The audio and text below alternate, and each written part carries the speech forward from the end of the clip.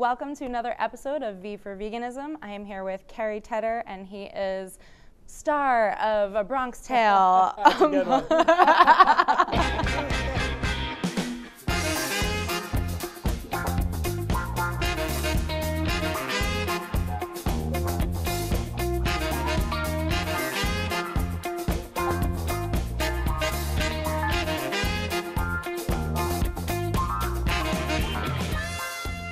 Were you the first vegan in A Bronx Tale, or? Yeah. I just sort of mentioned it offhand one day to. We have a very tight group of 4 guys in the show, the doo-wops, and we sing this doo-wop music, and we sort of start and end the show. And one day we were going to lunch, and I just mentioned something. I said, "Oh well, I'm vegan, so I'm going to go to Blossom du Jour," and my buddy Keith White says, "You're vegan? I used to be vegan." And I was like, "Used to? What happened? Yeah. You know, come on!" Yeah. And the next thing I know, I was having these conversations with Keith, with Rory, with Dom, and obviously the whole idea is, I don't want to tell people go vegan, because we know that rarely works. Yeah. And instead, the idea is to delight and inform. And now I've started saying more like seek the truth. Seek the truth. And if you start really looking and really uncovering, you're going to find, most likely, the same things I've found, which are the piles of scientific evidence, or athletes and personal stories of people who've made this transition and feel better and do better and don't get sick. And then you start to realize some of your heroes are vegan or vegetarian. And so we started with just me, and then we ended up, hi there, we ended up, I think now we're at 7. So it's That's growing. Awesome. Being on Broadway for many years, do you notice a difference from just, I guess, energy level on stage, doing 8 shows a week? Definitely. Well, and unfortunately, we've come to think that energy comes from drinks. When did this happen? When did we start to think that, oh, I'll just have a coffee? Oh, well, I don't drink coffee anymore, but I drink Monster, or I drink Red Bull, or that's where I get my energy. Yeah, listen, 90% of your energy comes from oxygen. Oxygen. That's where your energy comes from. So in terms of talking about energy, everyone thinks that they're going to get on some diet plan, or they're going to take some pill, or to eat some food, and it's going to give them boundless, limitless energy. That's not how energy works. What I realized with my transition into plant-based eating is that I have energy that is more middle of the way. It's not explosive, powerful all the time. I have more energy than I can deal with. And it's not, I'm so depressed and low that I can't even get out of bed. It's much more right in the middle. Yeah. It's a sweet spot.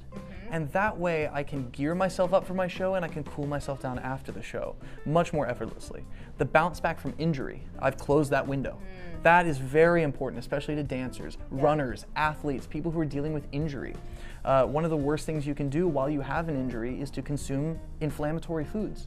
So by moving to plants, you're dropping the pH, the alkalinity of your body is more stable, and that allows you to recoup more quickly.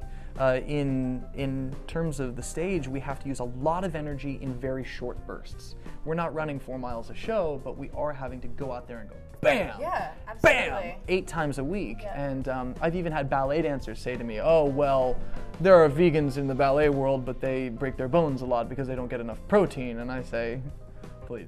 I say, oh, well, boo-hoo-hoo. Let me be a living example that you can do 8 shows a week with no meat, no dairy, no honey, no eggs, no wool, no silk, no down. The list goes on and on. I need less food. That is a big one, is that I was overstuffing myself all the time because my body was screaming for nutrients. And the thing about it is when you change your diet, you're changing your cellular, molecular level to that which is more nutrient dense. So when I start to crave food now, I crave collard greens or nori or an apple or grapefruit. So you've been on Broadway since 2006? 2006, yeah. I took a short leave from school to come do a show because I sort of have a background in acrobatics. And there was a show that was coming in that needed high caliber acrobatics. And I left school and I came here and I did the show, and it was a disaster, a total flop. And then I made the decision that I need to go back to school. my parents were, I think, adamant about me continuing my education, and I realized those years are fleeting. Those years are fleeting, and often, way too often, we have young people who will hook a Broadway show and then just stay in the business. And there's nothing wrong with that. There's nothing wrong with that. But my way was that I really wanted to get my degree, complete my education. Or, education is never complete. Education is never complete. You never arrive. But I got my degree, is what I'm saying. And that made a world of a difference. And I learned so much about the people, and that's where I met my wife. If I wouldn't have gone back to school, I wouldn't have met my wife. Where'd you go to school? The University of Michigan. Okay. And of course, like I said, she was my sort of catalyst, inspiration for making this all-important step. What made you go vegan? My wife. It's my wife and my dog, really. Let's be honest. I got a Chihuahua. We adopted him. Adopt, don't shop. Adopt, don't shop. We got this little Chihuahua named, his name was Mambo, but don't call him that anymore. We try to get him out of that. Now we call him Massimo Bottura, who is a famous Italian chef. I'm a little torn because Massimo is not a vegan himself, but you know, I'm looking at this guy and I'm saying, why don't I peel your skin off and wear it? And why don't I boil you and eat you? And he just is. He wasn't trying to do anything. He just, I knew it. When he came into our lives, I said, this dog is going to show us how to love. And then my wife started sort of leaning toward vegetarianism and reading. It was all about the reading. She and I love to read. And we picked up a book called Modern Savage. And Modern Savage is very on the nose about this argument. And of course, you know, I used to eat and this is no exaggeration, 4 strips of bacon every morning. Every morning, 4 strips of bacon, egg omelet with cheddar cheese, and I mean just the coffee with half and half. I mean every single morning. And so I'm going, oh well, I'm gonna miss bacon, and I'm gonna miss fried chicken, and I'm gonna miss steak, and all this. And so we started vegetarian, I guess February 2016 or so, around that time. And then by the time August hit, we got married. And then we honeymooned in Portland, Seattle, and Vancouver. And we said, for these 2 weeks, let's see if we can do vegan. And not only did we had the best food of our lives. We explored the creative side of food and how plants are everything. And then when we came back to New York, we said, oh, this is totally doable. We're also living in a hub of new, you know, exploration and vegan restaurants, and there's so much to offer in New York that it's been a delight. I'll never go back. I will die vegan. I love that. You know, I followed this vegan over in Italy, and she commented that on somebody's post. I will die vegan. I was like, yes, like. You know, love eyes. Sometimes in this business, it can feel like me. Come see the me show. Look how amazing I am, and all of this, and food. You don't need that. Instead, it's about what are you doing for someone else? How can you convenience someone else's life? And that starts with speciesism. And of course, look, yoga, the first precept of yoga is called a yama.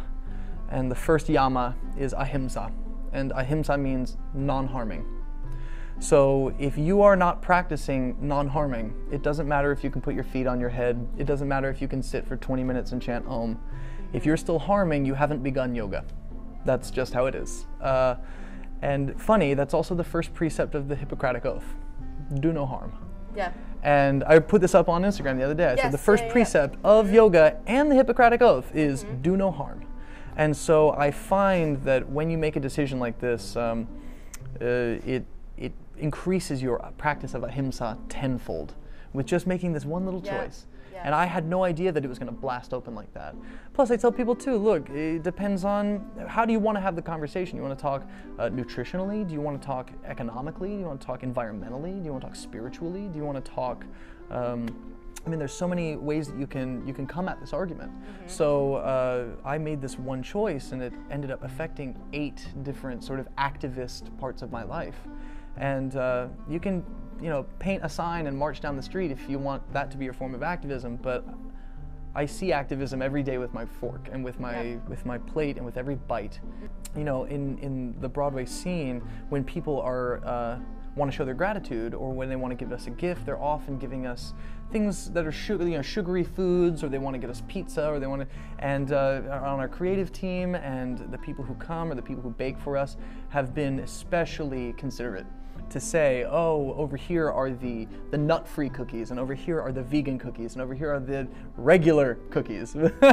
Or, you know, oh, we've got pizza, and over here is the veggie pie with no cheese, and over here is the pepperoni, you know. Yeah. So it's really been amazing to watch it blossom. Well, I used to think vegans were weird. I used to think they were weird and pale and sickly, and now I see them for what they really are, which is brave. It takes an enormous amount of courage, and I was really heartened by this post that this woman posted recently. It said, vegans are one of the only groups that it is socially acceptable to bully. And it's interesting what kind of a psychological place we're in where it's okay to bully someone for having a big heart. Right. And what does that say about us? I really do think that veganism and the plant-based lifestyle is an extension of feminism, is an extension of the civil rights issue. As a matter of fact, it's the root of it. Yeah. You know, Martin Luther King Jr. took his sort of ideas from Gandhi, and Gandhi said, ahimsa. Ahimsa is key. Unless you're practicing ahimsa, you're still just bringing harm to this place. Yeah. Cary, you run an Instagram, Broadway Vegan. That's right. And it actually says community on the Instagram account. So this was something that you started with a couple other friends of yours? Yeah, we sort of call ourselves the founding fathers. This idea was floating around, and really there were 4 of us even, but the idea was floating around for a while. My buddy Sam and I said we should really start a corner of the Broadway community where we can open up the ideas of veganism and what it means to be vegan and how you can be healthier, be more heart-driven or more empathetic. And so then a buddy of mine named Matt said, you have to make it. You can't just sit around and talk about it. You can't just sit around and think about it. Otherwise it's just an idea. So on New Year's Eve at the stroke of midnight, we're sitting there making the Instagram profile, and then we had another friend named Dan Tracy. And Dan became our man abroad, and his challenge was that he was going through the vegan transition while on a touring show. And so he was trying to figure out the best way to maintain a vegan lifestyle when you're in a place like Utica or Minneapolis or Salt Lake City or places that, being in New York, we have lots and lots of options. But sometimes if you go to somewhere like Schenectady, you may be met with fewer options than you imagine. But some of those places, and a lot of them actually, I think yield really good surprises. But yeah, we just started it this year and it's been growing steadily. We've done 0 promotions. You know, on Instagram it's always like promote, promote, promote. And so we've done 0 promotions. We like to think all of our followers are earned. But it's been great. We've been enjoying it, and I'm trying to show people that 8 shows a week is totally doable. Not only doable, you'll flourish. Yeah. And that being a dancer, being a singer, being an actor, you can still maintain this high impact physical environment while being a vegan. You know? So you have another show to get to at 7 o'clock, not 8 o'clock, 7 o'clock tonight, A Bronx Tale. So we want to let you go, but thank you so much for meeting with us and doing this. Guys, make sure to come see A Bronx Tale, see Cary in the show. Make sure to subscribe down below. And definitely follow Broadway Vegan. There's so much information. You talk about what you eat in between shows, and you guys are like really funny. So I love following I should mention, unfortunately, Broadway Vegan on Instagram is taken. Oh, it's taken. It's so some Vegan. B-Way Vegan. But some girl who has 0 followers, 0 posts, and follows 1. So, girl, if you're watching this, give me Broadway Vegan. I want that title. She wants you to that's it. I want to contact Instagram and go, hey, you know, hand it over. I've been making content over here, you know. Definitely follow B-Way Vegan. Yeah. And thank you guys so much for watching. Catch you later.